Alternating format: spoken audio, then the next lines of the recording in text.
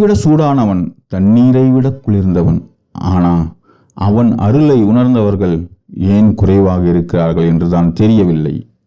திருமூலர் சொல்கிறார், தீயினும் வெய்யன் புனலினும் தண்ணியன். நம்ம பாவங்களை எரிக்கும் போது அவன் தீயை விட கொடியவன்.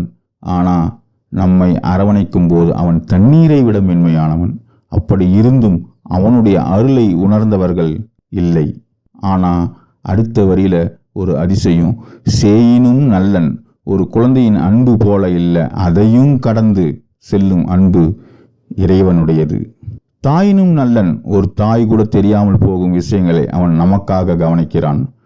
நம்ம நலனுக்காக நாம் கேட்காமலேயே அருள் புரிகிறான். இத்தகைய குணங்களின் ஆதாரம் பின் தாள் சடையோனான சிவபெருமான். நீ நினைத்தாலும் நினைக்காவிட்டாலும் அவன் உன்னை விடமாட்டான். தீயினும் வெய்யன் புனலினும் தண்ணியன். ஆயினும் ஈசன் அருளறிவார் இல்லை. சேயினும் நல்லன் அணியன். நல் அன்பர்க்கு தாயினும் நல்லன் தாழ் சடையோனே.